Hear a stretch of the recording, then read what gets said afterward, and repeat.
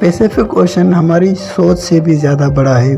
Chilli के साहिल समंदर पर अगर अर्थ के आर पार भी सुराख किया जाए तो तब भी वो अर्थ की दूसरी साइड पैसिफिक ओशन में ही निकलेगा। नाजरीन, दुनिया में टोटल 5 ओशंस पाए जाते हैं। इन 5 ओशंस में से सबसे बड़ा पैसिफिक ओशन कहलाता है।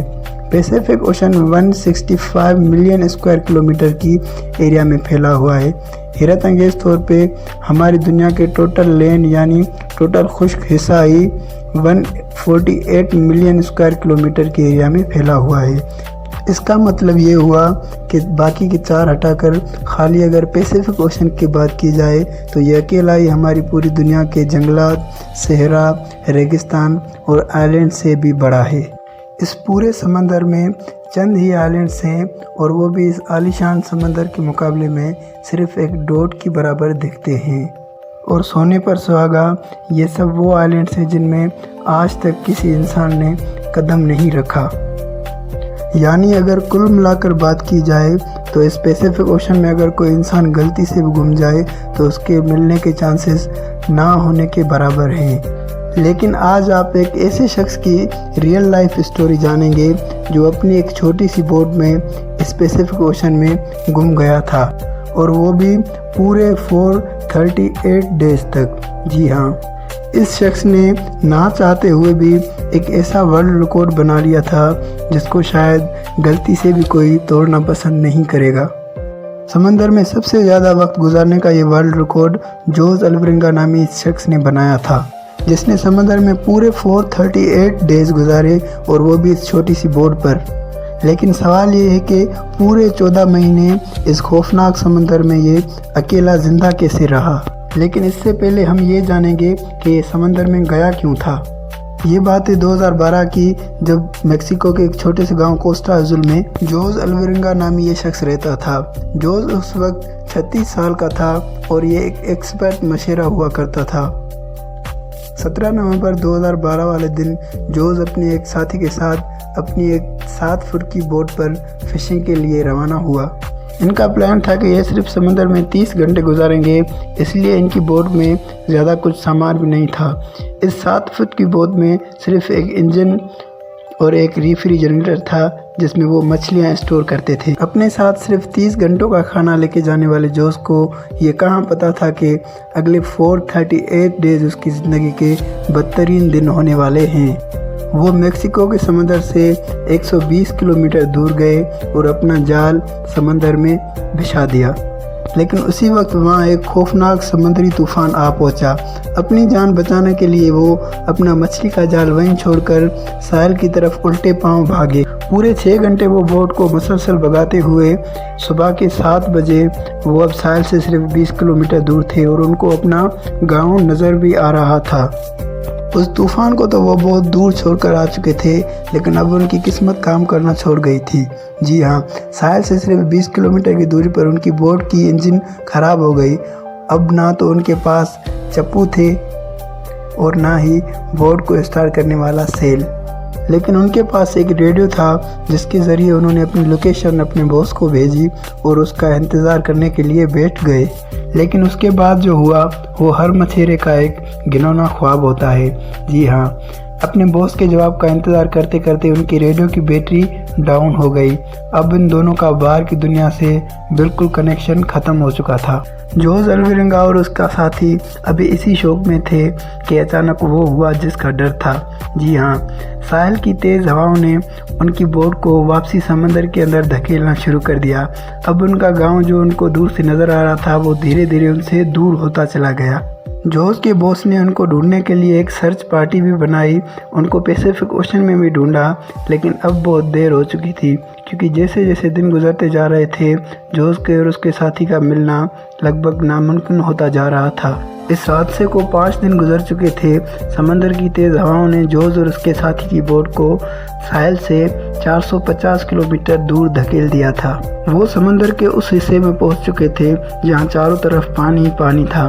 जोस इस बात को समझ चुका था कि उनकी बोट इतनी छोटी है कि उसको दूर से स्पॉट नहीं किया जा सकता। ना ही उनके पास फ्लेयर गन थी और ना ही वो आग जलाकर धुएं से मैसेज दे सकते।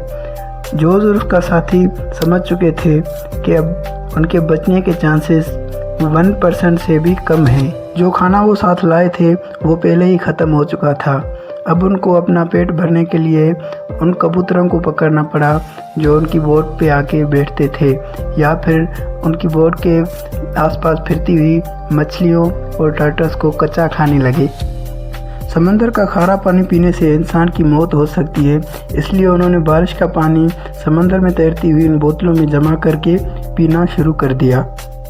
लेकिन जब कई दिनों तक बारिश नहीं होती थी तो वो मछलियों और टर्टल्स का खून पीते थे, लेकिन वो भी तब जब वो उनको पकड़ने में कामयाब होते थे। दिन गुजरते गए और फिर महीनों। ये दोनों जिस मेंटल टॉर्चर से गुजर रहे थे उसको इमेजिन करना भी हमारे लिए मुश्किल है। आखिरकार जोज़ अल्विंगा का साथी ये टॉर्चर बर्दाश्त ना कर सका और 4 महीनों के बाद उसने सुसाइड कर ली। अब जोज़ अल्विंगा के साथ बात करने वाला भी कोई न था और इस छोटी सी बोट में चारों तरफ गिरे समंदर में अब वो अकेला ज़िंदगी गुजारने लगा। मैप में देखा जाए तो एक अंदाजे के मुताबिक जोज़ अब समंदर के इस हिस्से में मौजूद था और ये हिस्सा दुनिया का खामोश तरीन हिस्सा माना जाता है। हत्ता कि कार्गो शिप्स भी कभी कभार यहाँ से गुजरती हैं। मेक्सिको के साहिल को छोड़े हुए अब 6 महीनों से ज़्यादा हो चुका था और इस दौरान जोज़ अपने एक साथी को भी खो चुका था। इसी वजह से वो काफ़ी उदास हो चुका था।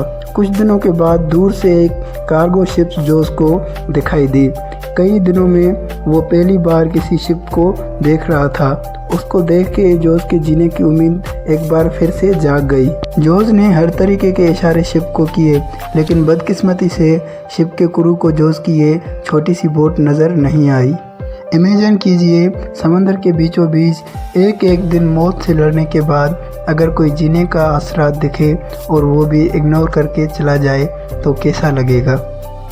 और पूरे 11 महीने गुजरने के बाद जोज़ इस छोटी सी बोट पर 8000 किलोमीटर ट्रैवल कर चुका था। जोज़ के कपड़े भी फट चुके थे और सनलाइट से बचने के लिए अब उसके पास सिर्फ अंडरवेयर ही बचा था। आखिरकार वो घड़ी आ ही गई कि जब किस्मत जोज़ पर मेहरबान हो गई। जी हाँ, 13 जनवरी 2014 वाले दिन जोज़ को पानी में आसपास नारियल तैरते हुए देखे। जोज़ इस बात को समझ चुका था कि आसपास ज़रूर कोई आइलैंड है जिस पे लगे नारियल दरख्त से टूटकर तैर रहे हैं।